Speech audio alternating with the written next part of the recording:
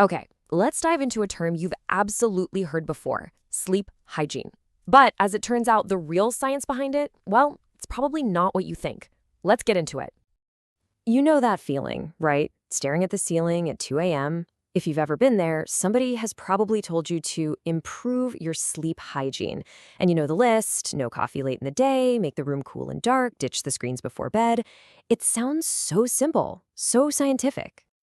But here's where it gets really interesting.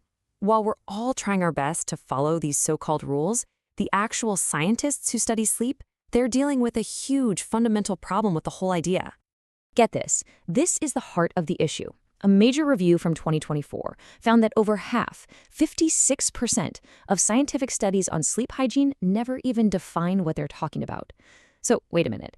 If the experts can't even agree on what it is, how are we supposed to get it right? To figure that out, we've got to look inside our own brains. Right, so before we can fix our sleep, we have to understand what sleep even is. And it's not just your brain switching off for 8 hours. Nope. It is an incredibly active, really structured, and absolutely vital process. Think about your night's sleep less like one long blackout and more like a movie with multiple acts. Each one of those acts is a cycle lasting about 90 to 120 minutes. And you go through a bunch of these every single night. And each one of these cycles is a journey through 4 pretty distinct stages. You start by sort of drifting down through 3 stages of what's called non-rapid eye movement sleep, or NREM. You go from just dozing off down into that super deep, restorative, slow-wave sleep. And then you come back up into the famous one, REM, or rapid eye movement sleep. That's where most of your wild dreams happen. And then the whole cycle just starts over again. So, why do we need both of these types? Well, they've got totally different job descriptions. Deep, non-REM sleep, that's like your body's overnight repair crew. It's for physical healing and for locking in facts and figures you learned. REM sleep, though, that's more for your mind. It's for processing emotions, sparking creativity, and solidifying skills, like remembering how to play guitar. You absolutely need both to be at your best.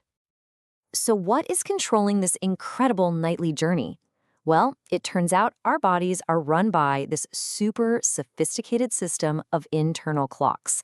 You can think of it like a biological orchestra with 3 key players that all need to be perfectly in time.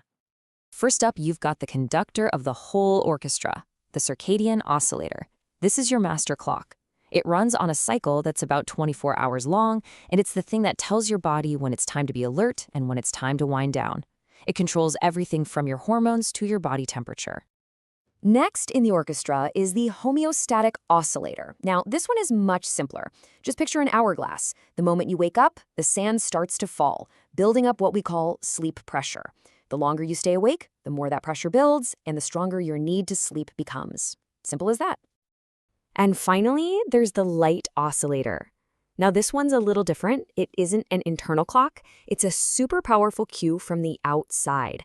The light in our environment, especially sunlight, acts like the metronome for the whole orchestra, keeping your internal master clock perfectly synced up with the real 24-hour day. Okay, so here is the crucial part, the whole point. For you to get great restorative sleep, these 3 systems, your master clock, your sleep pressure, and the external light cycle, they all need to be working together. They have to be synchronized. When they fall out of sync, that's when the problems start. It's why you can feel jet-lagged without even leaving your house. All right, so now that we're armed with all this science about sleep cycles and our 3 internal clocks, let's go back to that original mystery. What is sleep hygiene really, if the experts don't even have a clear definition? And here it is. This is the real answer. Sleep hygiene isn't a strict list of commandments you have to follow. It's really just the collection of all the different things we do, all the tools we can use to get our 3 biological clocks to play in perfect harmony. So if we look back at that 2024 review, we can actually see what behaviors and factors scientists look at the most when they do study sleep hygiene. And right at the top, no surprise, caffeine, alcohol, exercise, and having a consistent sleep schedule. A little further down the list, you see things like light exposure, napping, the temperature of your room, and having a wind-down routine.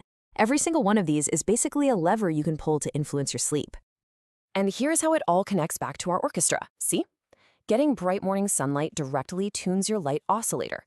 Avoiding that 3 p.m. coffee lets your homeostatic sleep pressure build up naturally.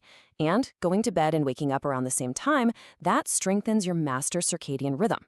It's all about synchronization. So this all brings us to the most important part. How do we actually use all this? The whole idea is to stop thinking about a generic checklist and start building a personalized strategy. The fact that scientists don't have one single, universal definition for sleep hygiene isn't a bug, it's a feature. It reflects a deeper truth. Sleep is incredibly individual. What's a game changer for your friend might do absolutely nothing for you. There is no one-size-fits-all solution.